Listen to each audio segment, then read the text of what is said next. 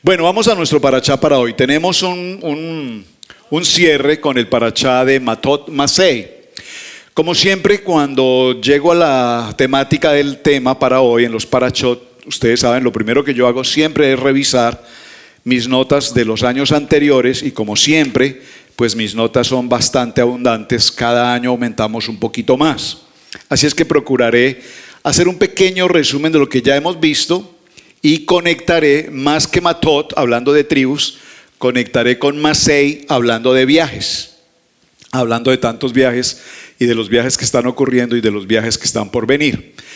Estando allí en Ecuador, en una de las termales privadas que teníamos para nosotros, hasta eso teníamos termales privadas, nos sentamos allí con la pastora Cris, con la hermana Martica, con la pastora Pili, y bueno, ellas estuvieron un ratico, luego salieron y yo me quedé allí acompañado de 3 mujeres, otras mujeres. Uy, pastor, ¿cómo así? Aclare eso. Me quedé en la piscina en compañía de 3 señoras que estaban allí, 3 mujeres, y conversando con ellas, compartiéndole la Torá. Digo, tengo testigos, porque según me dicen, y miren cómo yo no sabía, estaba en la piscina, y la piscina, como es una piscina privada, solo estábamos en esa piscina 4 personas, las 3 mujeres y yo. Pero se produce un eco, ¿verdad? Y yo hablaba con ellas y hacia la habitación en la que estaba la hermana Martica y estaba la pastora Cris, ¿qué pasaba? Se escuchaba todo lo que yo estaba hablando. Había un eco. Y ellas recibieron la palabra durante 2 horas. Entonces tengo testigos de que lo que hablé con ellas fue la palabra. ¿De acuerdo? ¿Por qué lo traigo a colación? Por la parashá Masei, viajes. Hablando con la señora, una señora mayor, fue muy interesante porque ella es de origen colombiano, vivió en Bogotá, fue profesora universitaria, escolar muchos años, se pensionó y decidió irse a vivir a Ipiales, donde estuvimos en ese pequeño pueblito, se fue a vivir a Ipiales. Uno se pregunta a una persona que crece en una ciudad tan grande como Bogotá, con profesión, con pensión, con todo lo que tiene, ¿qué va a hacer a un pueblito tan pequeño? Y resulta que ella lo que hace es colocar allí una agencia de viajes, Masei, una agencia de viajes. Con esa agencia de viajes ella tiene ya aproximadamente 7, 8 años viajando hacia otras naciones, pero principalmente, hablando de todo un poquito, me dijo, pastor, les recomiendo que cuando hagan sus viajes procuren lo posible no viajar a Europa. Europa es muy costoso, hay mucha inseguridad, etcétera. Me dijo, pero le recomiendo todo lo que es el Medio Oriente, le recomiendo Turquía, Grecia, ¿cómo se llama? Dubái. Me decía, con $1 usted almuerza desayuna, almuerza y cena al día, con $1. Y la otra cosa es que en esas tierras como Turquía, dice, es un país hermoso, con una historia increíble, con una cultura maravillosa, con una gastronomía espectacular, con gente, pero gente bella, donde usted no va a sufrir de inseguridad, de pánico, de miedo, de nada. Es una gente increíble. Y en medio de todo lo que estuvimos compartiendo, pues traigo a colación cuán importante es la parashá Masei, los viajes, viajar. ¿Y por qué? Porque me tomé por lo menos 4 meses o más grabando el libro de Números capítulo 33 que está enfocado Masei, que fueron los 40 años del pueblo de Israel viajando por toda la tierra del desierto hasta llegar a Canaán y visitar 42 ciudades o 42 localidades que se convirtieron en los viajes, de ahí la parashá Masei, los viajes del pueblo de Israel.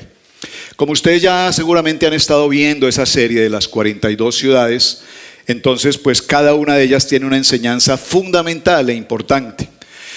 Cuando compartieron el testimonio los chicos esta mañana o esta tarde, ellos decían, yo aprendí esto, y yo aprendí esto, y yo aprendí esto.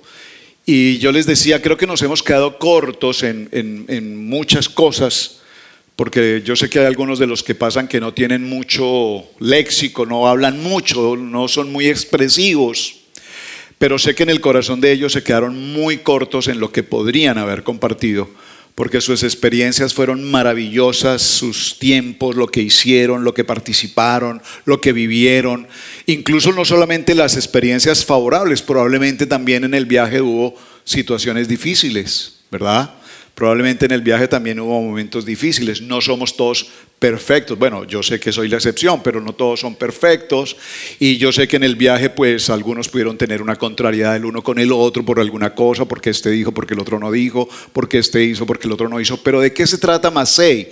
De que en los viajes, como dijo, creo que no fue, si fue en el Cito, no, o el hermano Joshua dijo, somos Ejad. Somos una unidad y como unidad tenemos que aprender a conocernos en nuestras virtudes, en nuestras cualidades, asimismo en nuestros errores. Yo desde la salida les dije, todos chicos, vamos en unidad, por favor mantengámonos cerca el uno con el otro, nadie tome disposiciones de salir, y yo voy por aquí, yo voy por allá, yo hago esto, yo hago lo otro. Creo que logramos hacerlo, no en el 100%. Pero por lo menos sí en un 80%. Hubo momentos en que definitivamente tuvimos que decir, bueno, cada uno, llegamos a un mall, por ejemplo, y cada uno, bueno, vayan a hacer algo. Entonces ya se repartieron por acá, se repartieron por allá, se repartieron por allá. Y luego para recogerlos o para recogernos e ir hacia el bus, hacia el transporte, pues hay que esperar al uno, hay que esperar al otro, y ya estamos llegando al bus, y entonces si falta tal, ay, y ahora... No, que fue al baño. No, que le faltó tal cosa. No, que esto.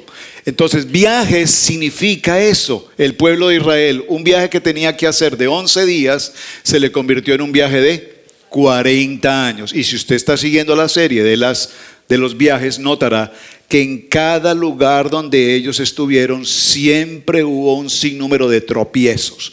Hubo rebeldía, hubo contrariedades, hubo conflictos, hubo adversidades. Se dieron muchas situaciones.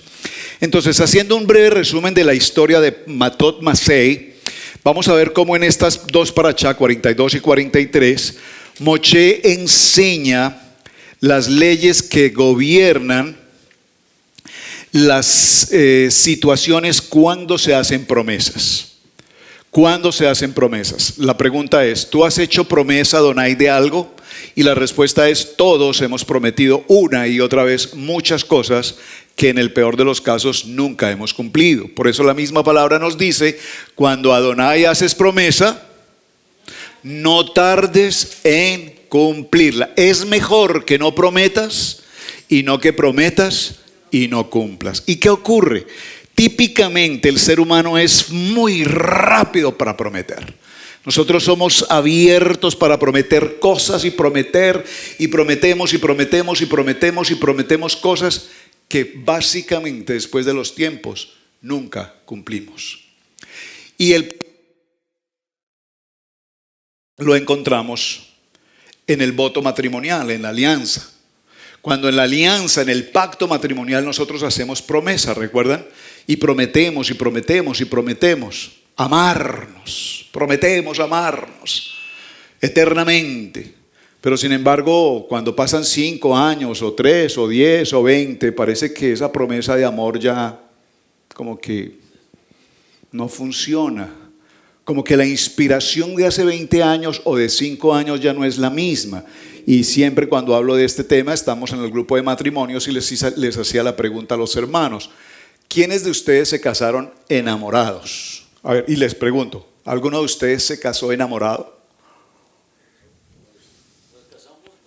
¿Pero enamorados? ¿Enamorados? Y la verdad es que ninguno de nosotros se ha casado enamorado. Todos nosotros los que somos matrimonio, nos hemos casado emocionalmente apasionados. Apasionados, emocionales, somos emocionales. Ay, qué lindo es, uy, qué triple papito, ay, qué bello, ay, qué hermosa, ay, qué ojos, ay, qué cuerpo. Como dijo uno de los queridos hermanos que uno menos se imaginaría, le pregunté: hermano, ¿y tú por qué te casaste con ella? Pastor, porque tenía un cuerpo. Uy, en serio. Tenía, sí, lo dijo en pasado, tenía un cuerpo. Le dije: pero ahora tiene cuerpo. Dijo: sí, pero no hay forma. Ni tiene cuerpo ni tiene corazón. Nos casamos emocionalmente porque encontramos un atractivo, y cuando nos encontramos frente a un atractivo, que se vuelve, dice una película, ¿cómo dice la película por allí? Dice, se vuelve una atracción fatal. Y hay muchos matrimonios que tienen o tuvieron una atracción fatal. Cuando nosotros en el matrimonio verdaderamente nos enamoramos, cuando hicimos una promesa delante de Adonai de amarnos por encima de cualquier diferencia, principio, gusto o emoción, aprendemos a amar a la otra persona en medio de las adversidades. Ustedes vieron ahora la tragedia ocurrida en Venezuela, seguro han visto algunas fotografías del terremoto y cómo están rescatando personas. Y hubo una fotografía que en lo personal parte mi corazón, lo que significa el amor. Un hombre de aproximadamente unos 75 años, yo creo que recuerdan la fotografía, está en un sitio, en una habitación, sabe que todo se cae encima. ¿Y qué hizo el hombre? Inmediatamente tomó a su viejita, a su esposita de toda la vida, se colocó él sobre ella, la protegió, y el edificio se derrumbó y los mató a los dos. Pero él tuvo un instinto, que todo caiga sobre mí, pero que ella se logre salvar. Ahí yo puedo entender la definición de amor. Ahí podemos entender la definición de promesa. Ahí no se trata si está bonita o tiene cuerpo o no tiene cuerpo. Ahí se trata del verdadero amor. Y cuando nosotros descubrimos el verdadero amor, lo descubrimos en el transcurrir de los días, en el transcurrir de los años. Aprendemos a amar a esa persona por encima de cualquiera que sean las diferencias. Entonces Moshe enseña al pueblo de Israel cómo debemos siempre ser sabios y prudentes frente a una promesa. Viene inmediatamente una lucha con Madián. Y en esa lucha con Madián hay una destrucción terrible, porque Madián trae consigo las enseñanzas totalmente antimorales, totalmente antiprincipios, totalmente antiéticos, y el pueblo de Israel se estaba contaminando de todo esto. Ustedes recuerdan que alguna vez les decía que las niñas jóvenes hoy quieren encontrar hombres mayores. Buscan hombres mayores y los buscan con dos requisitos. ¿Cuáles son? Que tengan principios y que tengan valores. Principios de taquicardia y valores en el banco. Es lo que buscan ellas. Y esos son mandamientos madianitas. Los madianitas no hablan de los principios de la palabra, no hablan de los principios del fundamento del emet, de la verdad, sino que simplemente contaminan el alrededor. Aquí ocurrió esto con los madianitas. Luego, en el resumen, las tribus de Rubén y Gad, y aquí ocurre algo muy interesante, solo lo voy a mencionar, no vamos a entrar allí. Las tribus de Rubén y de Gad, que más adelante se acompañan de Manaché, le piden a Moshe que les permita tomar posesión de las tierras al lado este del Jordán. Ellos encontraron que el Jordán, al llegar al Jordán, encontraron que eran tierras de pastos muy fértiles, de un clima maravilloso, extraordinario, incluso con aguas termales. Hablando de termas, aguas termales, y ellos dijeron que este lugar es tan bello, y le pidieron a Moshe que no les permitiera, que ellos querían tomar posesión de esa tierra. Por supuesto, Moshe se enoja frente a esta situación, pero finalmente más adelante llegan a un acuerdo y les dice: si ustedes pasan con nosotros al otro lado, al oeste, y pelean con las tribus de Israel y vamos a conquistar la tierra, adelante, entonces les entregaré esta tierra en posesión. Que eso será trabajo que va a hacer Josué mucho tiempo después. Vemos entonces en el desarrollo de esta historia, dígalo conmigo, Hebreos 4:12, que la palabra tiene poder. Esto lo hemos enseñado muchísimas, en muchas ocasiones, porque la palabra tiene poder. Hay una historia en la cual Jacob, ¿recuerdan a Jacob? Que su suegro, ¿quién era el suegro de Jacob? Labán. ¿Qué ocurrió con Labán cuando Jacob salió con su familia de la tierra de Labán? Su esposa, o una de sus esposas llamada Raquel, ¿qué hizo ella? Tomó los ídolos de su padre, porque ella sabía que esos ídolos tenían un poder, digámoslo, hechicero, ¿de acuerdo? Y ella los toma porque ella sabía que a través de esos ídolos Su padre los podría localizar y les podría causar mucho daño. Posteriormente, cuando Labán encuentra que esos ídolos no están, él empieza una persecución hacia la casa de Jacob, y cuando los alcanza, les dice a Jacob: han robado a mis ídolos y fueron ustedes. ¿Recuerdan qué pasó en la historia? Raquel, ¿qué hizo? Tomó los ídolos, los colocó bajo su ropa, bajo su falda, se sentó sobre ellos, y cuando su padre entró a buscar, pero aquí viene la parte importante, Jacob dice: aquel que haya robado tus ídolos, muera irreprensiblemente. Observen, ¿qué hizo Jacob? Pronunció una palabra, y Hebreos nos dice que la palabra tiene poder.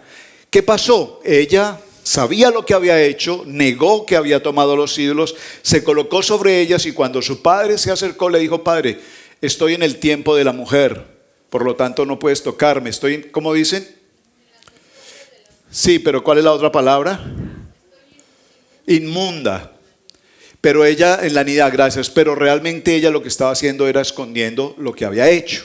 Resumamos la historia. ¿Qué pasó con Raquel cuando van en el camino de Jacob y está embarazada de su hijo Benjamín, y su hijo Benjamín nace? Ella irreprensiblemente muere.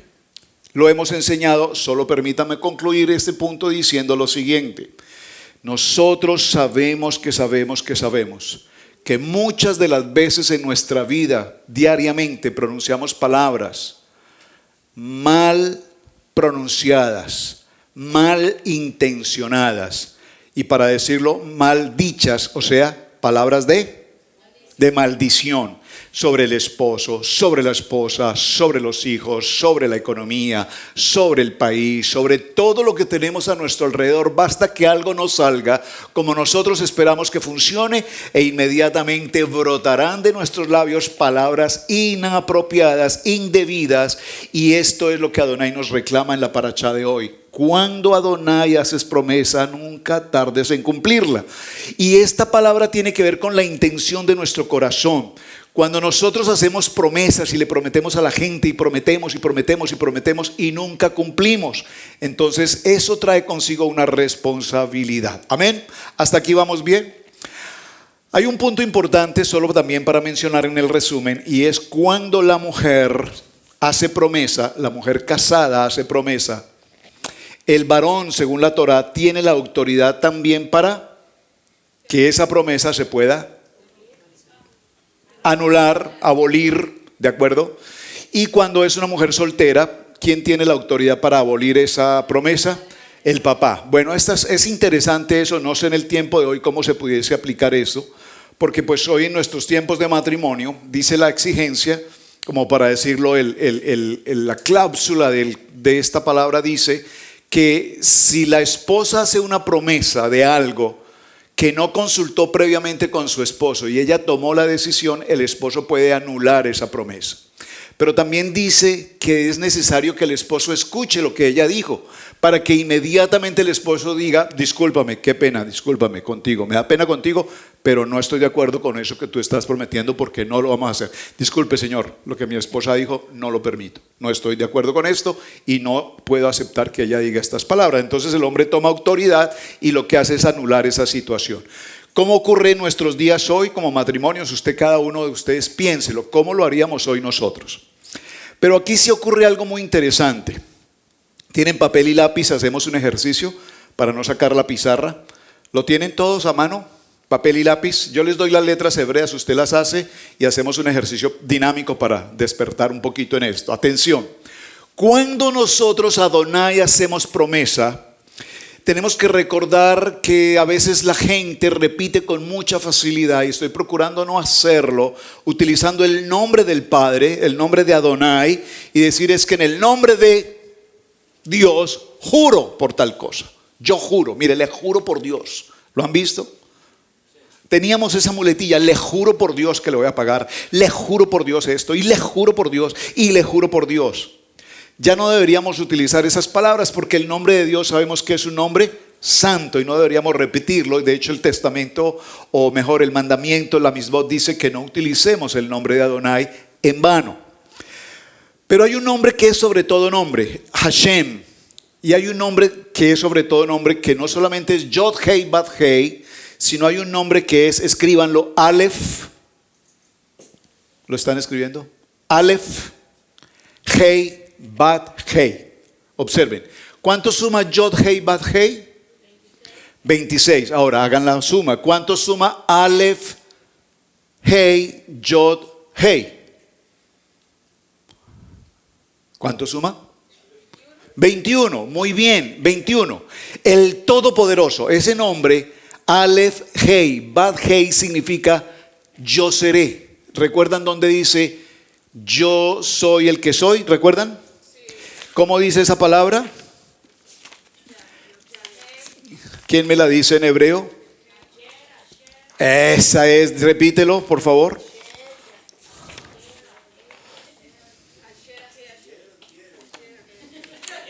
No. Cuidado. A ver, repitámosla. Yo la debo tener acá. De momento porque aquí la tengo. Eyed, Asher, Eyed. ¿De acuerdo? ¿Sí? Ese nombre Eyed significa todopoderoso y se escribe Aleph, Hei, Yod, Hei. Vale 21. Pero cuando dice yo seré el que seré, el todopoderoso, o yo soy el que soy, esos dos valores suman 21. Eyed 21, Asher Eyed 21 y 21. Ahora hagamos el siguiente ejercicio. Multiplique 21 por 21, es decir, multiplique Eyed por Eyed. ¿Cuánto da? 21 por 21. No sumado. ¿Cuánto da 21 por 21? 400. ¡Qué matemáticas! Muy bien. 441. Mire, esto parece sencillo, pero es muy importante que lo tengamos presente. 441. Yo soy el que soy. Yo seré el que seré. El Todopoderoso suma 441. 441 es Aleph Met Taf. Escríbanlo. Aleph Met Taf. Aleph, la primera letra del alefato, Men la del medio y Taf la última. Aleph, Men, Taf es la palabra Emet. ¿Y Emet cuánto suma? 400 vale Taf, Men vale 40 y Aleph vale 1. ¿Cuánto suma? 441. ¿Hicieron la matemática? Vean qué bien. Ahora, ¿a qué viene toda esta historia? Cuando yo hago promesa, esa promesa es Emet. ¿Están conmigo? Cuando yo hago una promesa, mi promesa es Emet. ¿Qué significa Emet? Verdad. Yo debo hacer una promesa recordando Aleph, Hei, Yod, Hei, que mi promesa tiene un Emet. Mi promesa tiene verdad. Porque típicamente, repito, nosotros prometemos sabiendo que lo que prometemos no es cierto. ¿Estamos de acuerdo? Entonces, cuando yo prometo, la exhortación de este parachá para el pueblo de Israel es: si tú prometes, debes entender que estás pronunciando un emet, que es 441, que significa dos veces, que significa yo soy el que soy. Es decir, yo estoy en mi promesa indicando el nombre de Adonai. ¿Hasta ahí vamos bien? Es maravilloso lo que está ocurriendo ahí. Ahora, eso es en cuanto a lo que significa la palabra matot, y no quiero entrar a mucho más detalle sobre eso. Quisiera irme específicamente a Masei. Masei me llamó poderosamente la atención en esta ocasión, porque el libro de Números, en el capítulo 33, que lo repito más de 4 meses estuvimos estudiando Números 33, dice: jornadas de Israel desde Egipto hasta el Jordán. Hicimos un trabajo maravilloso con esa serie de las 42 estaciones, o de las 42 estaciones, sí. Entonces, Israel recibe 42 ciudades. Atención a esto. ¿Ustedes estuvieron en la lectura de la Torá esta mañana? Sí, estuvieron en la lectura de la Torá, gracias al pastor Johnny, a los hermanos que participaron en la lectura de la Torá, el hermano Leito, la hermana Zulma, la hermana Sandrita, la hermana Claudia, espero que no se me quede ninguno, el pastor Johnny, creo que fueron los que estuvieron esta mañana. Ay, la hermana María T en Puerto Rico, sí señor, gracias, perfecto. Y ellas leyeron todo. Todo. Yo cuando escuché a la hermana Claudia que le correspondió hablar del capítulo 33, me disfruté el momento porque todo lo estudiamos completico el capítulo 33. Estas son las jornadas de los hijos de Israel que salieron de la tierra de Egipto por sus ejércitos bajo el mando de Moshe y Aarón. Moshe escribió sus salidas conforme a sus jornadas por un mandato de Adonai. Estas pues son las jornadas con arreglo a sus salidas. De Ramasés salieron en el mes primero, a los 15 días del mes primero, el segundo día de la Pascua, salieron los hijos de Israel con mano poderosa a vista de todos los egipcios. Y aquí empieza la historia de 40 años y 42 estaciones. Dice inmediatamente el verso 4: mientras enterraban los egipcios a los que Adonai había herido de muerte, de entre ellos a todo primogénito también había hecho Adonai juicio contra sus ídolos. Salieron pues los hijos de Israel de Ramasés y acamparon en Sucot. Salieron de Sucot y acamparon en Etán, que está en el confín del desierto. Salieron de Etán y volvieron sobre Pihairot, que está delante de Baal Zephón, y acamparon delante de Migol. Y empiezan todas las ciudades. Pero lo interesante aquí es que cada una de estas estaciones fue dirigida ¿por quién? ¿Cómo? Durante el día la nube y durante la noche la columna de fuego. Entonces, miren lo interesante. Por favor, recíbanme esto. El pueblo de Israel, dice uno de los grandes rabinos judíos llamado Baal Shem Tov, que seguro lo han escuchado en muchas ocasiones. Baal Shem Tov dice que nosotros, cada uno de nosotros va a recorrer en nuestro diario vivir, en nuestra vida, va a recorrer 42 estaciones. Miren lo interesante, eso lo dijo un rabino y es interesante mencionarlo. Dice que cada uno de nosotros, si vives 20 años o 40 años o 100 años, vamos a recorrer 42 estaciones. Por eso el libro de Números se ocupa de cada una de ellas, y aunque no entra a los detalles, para eso hicimos la serie de las estaciones. Porque si algo Adonai me entregó y me ha dado bendición y aprendí como nunca en mi vida había aprendido algo, fue desarrollando las 42 estaciones. Es impresionante. Yo nunca imaginé que desarrollar el libro de Números capítulo 33 fuera tan extraordinariamente importante. Y les insisto, por favor, si usted no ha visto la serie, siéntese cada día a escuchar un capítulo, hasta que termine la serie, porque llegará el momento, y tengo testimonios aquí en mi teléfono de los mensajes que me envían los hermanos que me dicen: pastor, gracias, justo estoy en la estación 35. Y yo voy a mirar la estación 35, a ver, la estación 35, ¡pum! La estación 35 dice: lo perdí todo. Perdí la casa, perdí el trabajo, perdí la economía, perdí esto, perdí lo otro. Pero ¿qué dice la estación 38? Y llegaron a la estación 38 y Adonai abrió los cielos y les proveyó nuevamente todo lo que habían perdido. Cuando nosotros aprendemos a saber en qué estación de la vida estamos, entonces ya sé que mi antes y mi después está previamente establecido por Hashem. Pero ¿qué ocurre? Típicamente nosotros, ¿cómo vivimos la vida? Como diría un hombre en México, ¿cómo diría? De golpe en golpe. Rodar y rodar. Nosotros vivimos la vida. Cada mañana que nos levantamos, salimos a enfrentar la vida, recibimos un golpe. Salimos al siguiente día, recibimos otro golpe. Y lo que decimos es: ¿pero por qué me ocurren estas cosas a mí? Alguien me está haciendo algo. Alguien me está haciendo algo. Pero lo que tú no sabes es en qué estación de la vida estás. Y cuando tú vas al libro de Números, el libro de Números te dice: vas a recibir golpe tras golpe tras golpe, porque estás en la estación 23. Pero cuando salgas de la estación 23 y pases a la estación 24, aquí vas a pasar una prueba mayor, y en esa prueba mayor te voy a bendecir. Y entonces salieron, inmediatamente dice: y salieron y entraron a Mara. ¿Qué era Mara?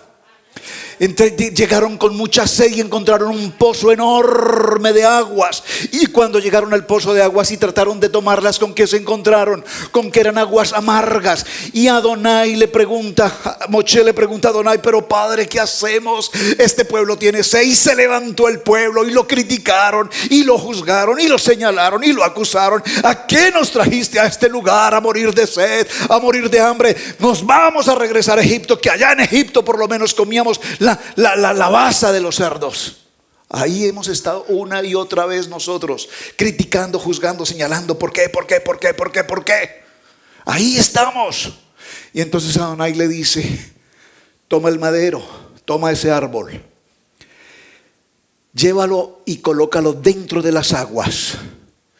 Cuando Moshe tomó ese tronco, ese madero, y lo colocó entre las aguas, ¿qué pasó?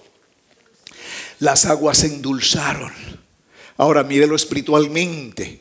Estás pasando por momentos difíciles, estás pasando por angustias, estás pasando por temores, estás pasando por dificultades. ¿Tienes sed?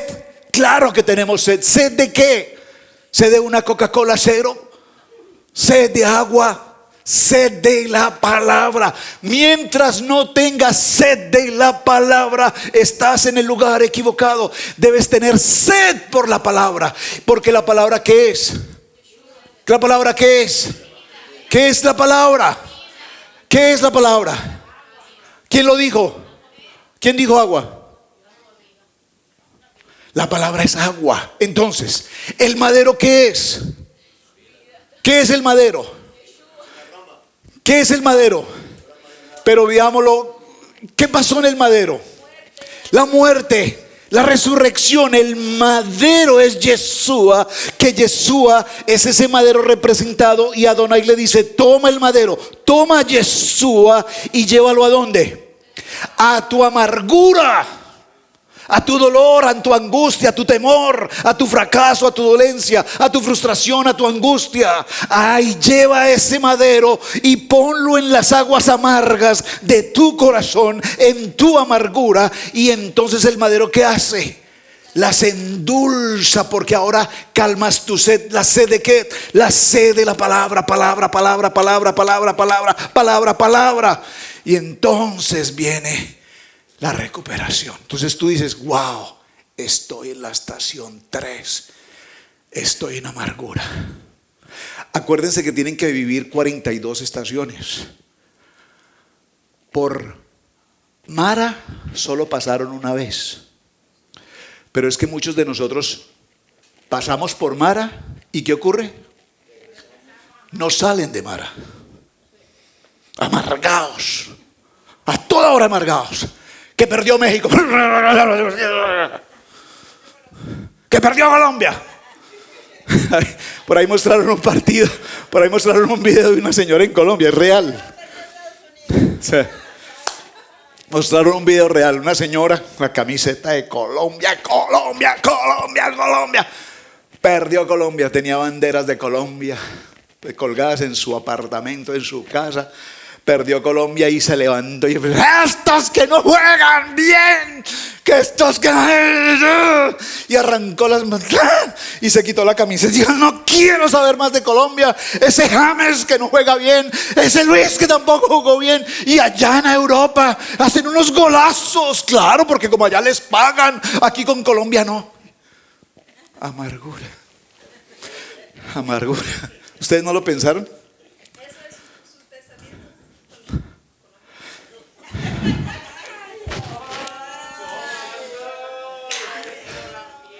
Yo he visto jugar a James en Europa. Yo he visto jugar a James en Europa y cómo juega. Increíble. Luisito es que se llama. Luis Díaz, Luisito. Ustedes han visto, no lo han visto, pero los que han visto jugar a Luis Díaz en Europa, entre los europeos, no hay mejor jugador del fútbol en Europa en este momento que ese muchacho Luis. Los goles que ha hecho son fuera de este mundo, son fuera de este mundo. Un jugador increíble. Pero viene con la camiseta de Colombia y uno dice: ¿en qué están pensando estos muchachos? Uno no sabe. No, yo no estoy amargo. No creas que yo tengo amargura, pues. Porque ni el partido vi. De la amargura que tenía ni lo vi.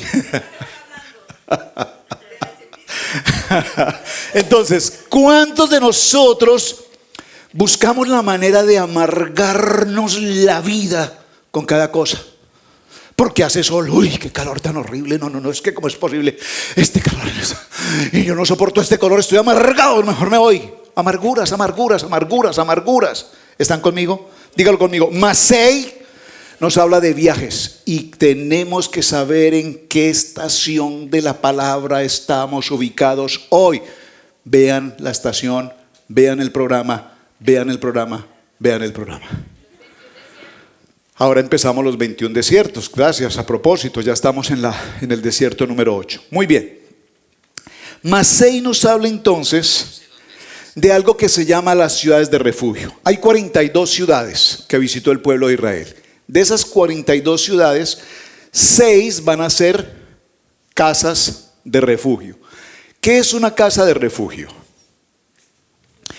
Cuando en el tiempo del pueblo de Israel, un hombre mataba a otro accidentalmente, por omisión, es decir, sin culpa, entonces la manera como se manejaba jurídicamente el asunto era que esa persona debía recorrer distancia y buscar refugio en una de estas casas.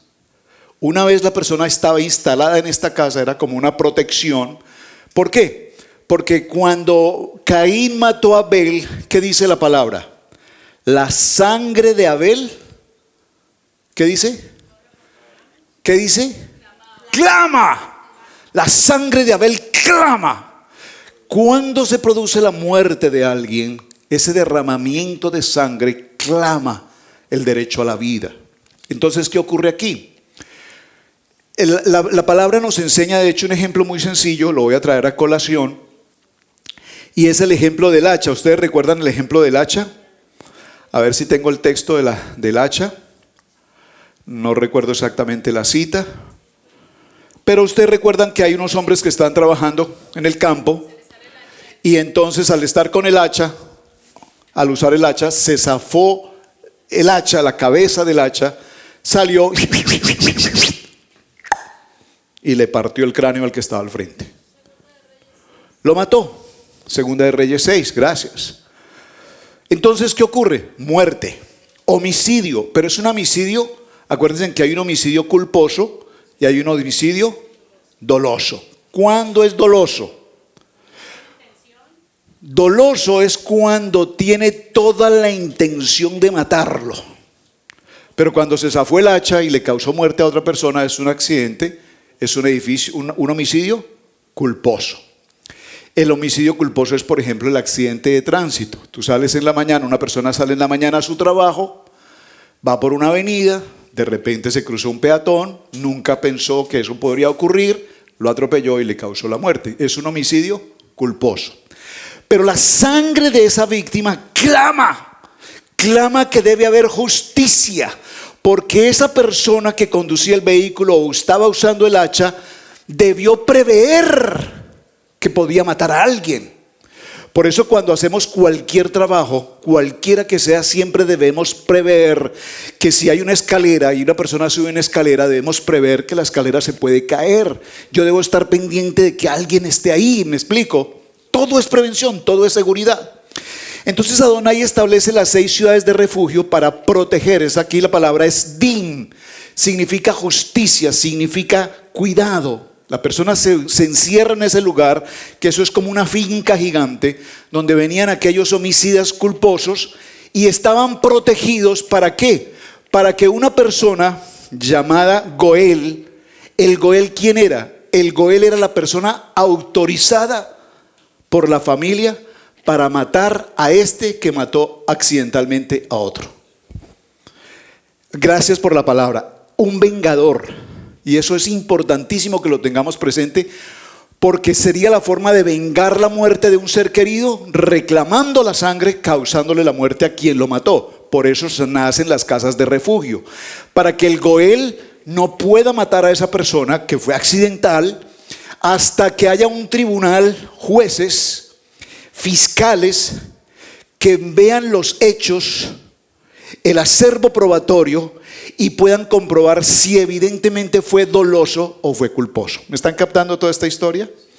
Si el fiscal determina que definitivamente la persona no tuvo la intención de matar, entonces lo dejarán libre. Pero mientras ocurre todo eso va a pasar mucho tiempo. Esa persona va a pasar allí 10, 20 años hasta que se solucione el problema jurídicamente. Pero ¿qué ocurre? Si durante ese lapso de tiempo muere el Cohen Gadol, entonces al morir el Cohen Gadol, todos los reos por accidente, por homicidio culposo, quedan libres. ¿Qué tiene que ver eso con Yeshua? ¿Ya lo entienden? Que Yeshua, a la muerte de Yeshua en la cruz, ¿qué pasó con nosotros los reos? Somos libres de nuestro pecado. Es tipológicamente lo que está representando. Qué bonita la historia, es maravilloso. Tengo muchas citas que tienen que ver con la sangre y cómo se clama por la sangre, pero no voy a entrar allí. ¿Ok? Muy bien, voy a avanzar. En el desierto se establecieron señales, como las señales de tránsito aquí, que nos dice salida 33 aeropuerto, salida 17 Gastonia, Cherryville, etc. Habían señales de tránsito que indicaban las rutas hacia donde se encontraban las casas de refugio. Muy importante, todo ciudadano del pueblo de Israel debía conocer dónde estaban ubicadas las casas de refugio. Importantísimo. Pero me llamó la atención lo siguiente: las casas de refugio en hebreo aparecía la palabra, si la quiere escribir, Mikla, con K, Mikla, Mikla. Y aparecía 2 veces, Mikla, Mikla. ¿Por qué es importante esa palabra Mikla? Esa palabra Mikla significa refugio. Y decía, refugio, refugio, Mikla, Mikla.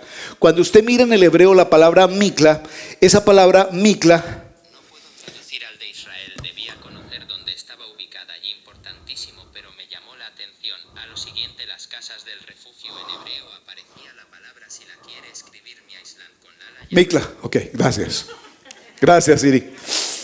En hebreo aparece la palabra Mikla. Se las voy a leer en hebreo. Es Mem, vale 40, Kuf vale 100, Lamed vale 30 y Tet vale 9. ¿Cuánto suma? 179. Multiplica 179 por 2. O sea, Mikla, Mikla. 179 es Mikla, refugio. ¿De acuerdo? Cuando dice refugio, refugio, 179 más 179, ¿cuánto es? ¿Cuánto? ¿Y 358 qué es? ¿Vas bien? ¿Qué es 358? Sí es Yeshua. 358 es Mashiach. Miren, esto es glorioso, esto es tremendo. Escúchenme, cuando la gente era rea, acusada de un homicidio culposo por accidente, debía ir a una casa de refugio. Para llegar a la casa de refugio debe seguir las señales, la ruta, gire a la derecha, continúe tanto, continúe. Llegó a la casa de refugio. Welcome to house de refugio house. Listo. What do you say? Refugio, what say? Refugio. ¿Cómo? Refuge. Welcome to refuge. Bienvenido a la casa de refugio. Llegó a la casa de refugio, pero había una señal que decía Mikla, Mikla, 179, que en hebreo es Mashiach. ¿Lo captaron? Ahora pongámoslo en el mundo nuestro, en el mundo espiritual. Cuando yo estoy cargado, cansado, agotado, deprimido, angustiado, tengo sed, estoy en una crisis, estoy pasando por una dificultad, me persiguen, me acosan, me señalan, me juzgan, me critican, me calumnian, etcétera, por donde todos hemos pasado alguna vez. ¿Qué tenemos que hacer? Buscar una casa de refugio. ¿Cuál es la casa de refugio? Dígalo. La casa de refugio, ¿cuál es? ¿Cuál es la casa de refugio? ¿Cuál es la casa de refugio más fuerte? La Torah es mi casa de refugio. Yo me refugio en mi Kadosh Torah. Gracias Hashem porque nos entregaste la Kadosh Torah. Yo me refugio en la Torah. En mi pensamiento solamente está la palabra, la palabra, la palabra, la palabra, la palabra, la palabra. ¿Y qué me dice la palabra? La palabra me dice Mikla, Mikla, Mikla. ¿Qué significa? Mashiach, Mashiach, Mashiach, Mashiach, Mashiach. 3:58. ¿Lo captaron? Entonces dice Mateo 11:28, vamos a concluir aquí. Mateo 11:28 dice: venid a mí todos los que estás trabajados y cargados, que yo los haré descansar. Vengan a mi casa de refugio, que es Yeshua, es mi casa, Él es mi casa de refugio. Cualquiera que sea el momento que estés pasando por tu vida, cualquiera que sea la lucha, la batalla, la adversidad que puedas tener hoy, ven a la casa de refugio que se llama Mashiach. Todos aquellos trabajados, cargados de demás, vengan que yo les daré reposo. No tomen venganza, no tomen venganza por tus propias manos, porque mía es la venganza, dice Adonai. ¿Saben? Hay momentos tan difíciles en la vida. Muchos de ustedes conocen la historia y yo lo puedo decir públicamente. Digo la pastora Pili pues porque es en primera persona, pero es mi esposa y somos una sola carne. Y la situación se nos ha hecho muy difícil y lo hemos comentado en varios momentos, no son importantes los detalles, pero ella no puede estar presente hoy aquí en el Shabbat. ¿Por qué? Está enfermita, está un poco indispuesta. Su salud esta semana ha sido algo extraño, pero sé que me está escuchando y le puedo decir a mi querida esposa: no es la salud, no es el cansancio, no es la fatiga, no es el viaje, aunque fue una responsabilidad muy grande. Y ustedes saben que ella es exegética en muchas cosas y quiere que todo esté en el control y que todo esté organizado. Y llega un momento en que íbamos a comprar un almuerzo que los hermanos habían dado, por decir algo, $10 para el almuerzo, y el almuerzo costó $3.50. Inmediatamente decía: ay, tengo que regresarles la diferencia, y se sube al bus. Hermanos, quiero decirles que el almuerzo que ustedes pagaron para hoy era de $10, pero solo fueron $350, entonces les debo el resto. Y yo le decía: mami, pero por favor, es que no necesitas ponerte en ese plan. No, es que yo quiero cuentas claras, porque yo quiero las cuentas claras. Yo: claro, esperemos que termine todo el evento y nos sentamos y hacemos cuentas. Pero no te preocupes por $2 o $1 ahorita, porque no es el momento de que te ocupes de eso. Entonces se congestiona. Pero realmente tras de todo esto hay una situación que algunos conocen de carácter familiar muy delicada. Y esa situación de carácter familiar, ella con su mamita tenía una situación difícil por años. Ustedes conocen esa historia. Y es lo que definitivamente la tiene agobiada, lastimada, afectada. ¿Y por qué estoy mencionando esto? Por la palabra que estamos tratando hoy. Porque dice la palabra: todos los que están cansados, cargados, angustiados, vengan y yo los daré el reposo. Pero también dice la palabra en el libro de Romanos 12:19: no tomen venganza. O sea, no es que ella esté pensando en vengarse, o por lo menos el caso mío. Anoche yo le decía, en una conversación con ella, le decía: mira, mamá, las cosas que están pasando son extremas. Porque tú como hija nunca esperarías que de tu propia sangre ocurrieran estas cosas tan difíciles. Y es lo que más le puede doler, que nuestra propia sangre sea la que nos ataca. ¿De acuerdo? Pero yo le decía: mira, mami, solo hay una conclusión aquí. ¿Cuál es? ¿Cuál era, Cris? La conversamos, ¿recuerdas? ¿Cuál? Perdonar. Por encima del dolor, por encima del juzgamiento, por encima de la gran dificultad que ocurre, solo nos queda a nosotros como Mashiach en la casa de refugio: perdón. Atención, porque la parachá 6 cierra con esto. Cuando aquel que accidentalmente causó una muerte, miren, perdónenme que haga el ejercicio, porque lo viví 3 o 4 ocasiones en mi vida. Si alguno de ustedes maneja armas, no sé si alguno de ustedes maneja armas, pero si manejan armas, ustedes saben cuántas personas mueren al año porque un arma se disparó. Miren, a una persona se le disparó, estaba limpiando un arma, se le disparó el arma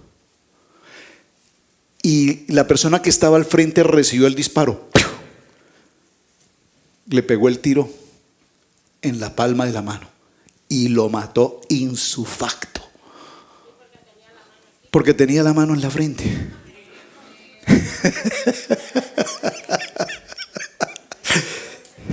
Ya se lo sabía, me dice la hermana Esperanza, hay pastores y ya me lo sabía también. Y aquí, pero atención, mire, no es broma. Cada vez que un arma se dispara accidentalmente, ¿el tiro dónde llega? Hay 2 puntos donde un arma disparada accidentalmente llega. A 2 puntos, ¿cuáles son? El corazón y la cabeza. Es increíble. Pero cuando tú estudias criminología, el 90% de las armas disparadas accidentalmente no pegan en una pierna, no pegan en un brazo, pegan en el corazón y pegan en la frente, accidentalmente. Por eso, cuando hay armas, no, es que todo el mundo juega con las armas. Y cuando accidentalmente, mire, usted apunte con un arma, apunte ahí. No le pega ni al pasto siquiera. Pero usted esté en un lugar y solo por molestar diga, yo disparo así, ¡pum! Hizo así, ¡pum! Allá en esa esquina había alguien mirando y ¡pum! Le pegó aquí. Así es. Entonces, dice el punto, atención porque estamos en un aspecto jurídico. Atención, si me concentro en esto. Cuando una persona buscó una casa de refugio porque la persona considera que causó una muerte accidentalmente, que no fue su intención matar, busca protección en la casa de refugio. Luego vendrán los jueces, vendrán los fiscales, investigarán el caso y concluirán si evidentemente esa persona fue o no culpable. ¿Cómo esa persona puede demostrarle a un fiscal que fue accidente, que el hacha cuando la movió se salió de su lugar y mató a la persona? ¿Cómo? Número 1, testigos de los hechos. Pero algo muy importante, veámoslo más espiritual. Jurídicamente los testigos, algo espiritual. ¿Cómo una persona le va de un fiscal y le dice, fiscal, le pregunta, dígame, ¿usted alzó el hacha para matar a esa persona? No, yo estaba cortando un árbol y se zafó el hacha y le pegó en la cabeza. ¿Lo convence? ¿Lo convence? ¿Cómo lo puede convencer? ¿Cómo el sindicato puede convencer a un fiscal de que él levantó el hacha y accidentalmente salió? ¿Cómo? Dilo.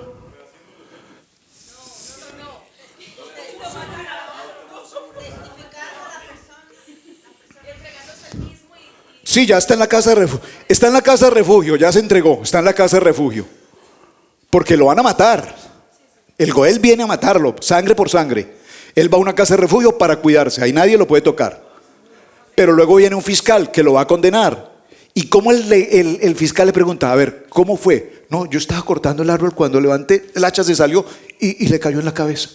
¿Cómo el fiscal le puede creer a una persona que está diciendo un testimonio? ¿Cómo? Dilo, por ahí vas bien. Más que sentimiento, vas bien. ¿Cómo? A ver, voy a tratar de hacerlo. Vas bien. Pues hombre, ¿qué quiere que le diga? Pues yo estaba cortando un árbol y que levanté el hacha y se salió y lo mató. ¿Qué quiere que yo haga? Humildad, testimonio. Esa es la palabra, fuerte, dilo. Cuando el homicida causante sin intención se presenta ante el fiscal, ¿quién es el fiscal? Adonai está ejerciendo una autoridad y pregunta, ¿fuiste tú? Y dice, yo lo hice, pero no fue mi intención. Es más, era mi gran amigo, jamás pensé en causarle esto, pero por favor, yo le digo, Yo amaba a esa persona, es mi amigo, era mi hermano. ¿Cómo yo fui capaz de quitarle la vida? Estoy arrepentido de lo que ha pasado. Dígalo conmigo, arrepentimiento.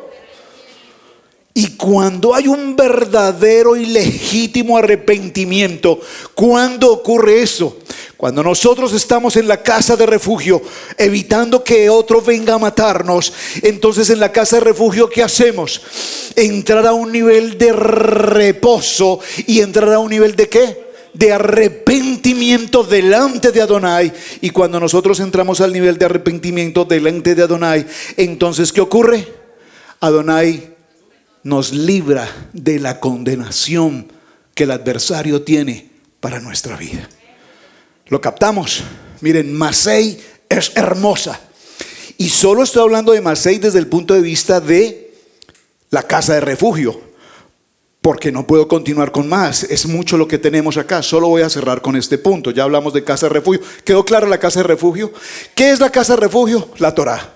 ¿Qué es la casa de refugio? Yeshua. ¿Cómo nosotros venimos a la Torá? Arrepentidos, mente nueva, pensamiento nuevo, actitud nueva, testimonio nuevo. Cuando yo tengo claridad en mi vida que Jesús es el Señor de mi vida, yo no tengo que estar pensando en una venganza. Yo no tengo que estar pensando en causarle mal a alguien. Yo no tengo que estar hablando, ay Señor, yo te pido, Padre, toma Señor el control de esta situación. Y Padre, yo no te pido que lo quites, pero si te lo puedes llevar, te lo agradezco, Padre. No, eso no es la oración de un arrepentimiento. ¿Están conmigo? Arrepentimiento es bendícelo, Padre, te pido por la vida de esa persona, bendícelo.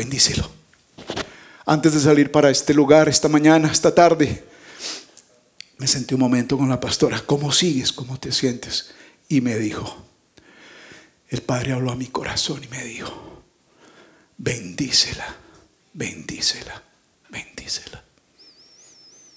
Ustedes no alcanzan a imaginar el dolor que ella está pasando por su propia sangre.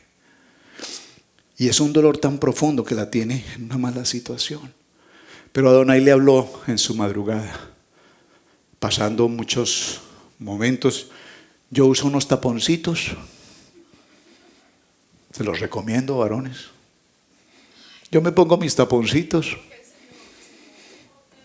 para no escucharme, ¿no? Para no escuchar mis ronquidos, seguramente, para no juzgar. Yo me coloco unos taponcitos y desconecto del planeta. Y entonces me dice esta mañana la pastora, ¿no me escuchaste anoche? Me ahogaba, no podía respirar. El oxígeno ese que tiene que respirar. Yo le dije, ay, qué pena. Es que como tenía puestos los tapones no te escuché. Me dice, es el colmo, me puede pasar cualquier cosa y tú no te das cuenta. Le digo, no te va a pasar nada. Adonai está contigo. Dijo, me habló Adonai en medio de la situación de anoche, que pasé tan mala noche. Adonai me habló y me dijo, perdona, bendice. Perdona y bendice. Perdona por ponerse los audífonos esos y bendícelo. ¿Captados? ¿Te quedamos? Cerramos. Casa de refugio, Yeshua. En la casa de refugio, Torá. En la Torá, perdón. En la Torá, arrepentimiento. Y Yeshua nos libra de todo juzgamiento, de todo plan del enemigo y de todo juzgamiento que tenga para con nosotros. Somos libres por la sangre del Cordero. Amén, amén y amén. Abacadosh, te damos gracias por este parachá maravilloso, hermoso que nos has entregado al cierre del libro de Números. Padre, gracias por entregarnos tu Kadosh Torah. Dígalo conmigo, Hasak, Hasak, Hasak, Beni Hasek, Beni Hasek. Sé fuerte, sé fuerte, sé fuerte y que seamos fortalecidos. Cuando nosotros repetimos la palabra Hasak, Hasak, Hasak 3 veces, eso suma en hebreo 345 y 345 es Moche, Moche, Moche, Moche. Vean qué interesante. Muy bien, amados, gracias por su tiempo, gracias por que hoy cerramos el libro de Números. Oiga, el libro de Números tan rápido. Y ya entramos al libro de Devarim, cerrando prácticamente el año con el libro de Devarim. Padre eterno, muchas gracias por el tiempo que nos has concedido. Gracias por esta preciosa palabra de Matot Masei. Padre, enséñanos que cada vez que prometamos algo, nuestras promesas sean emet, verdad. Gracias, Padre, porque hemos aprendido que tu palabra tiene poder, que tu palabra es viva, que tu palabra es eficaz, que tu palabra penetra, Padre, y transforma nuestras maneras de pensar, nuestras maneras de vivir, y nos traes a un lugar de refugio en el que nos das reposo y en nuestro arrepentimiento nos das libertad. Amén, amén y amén. Amado, muchas gracias. Pastor Camilo, Pastora Cris, gracias. Continuemos.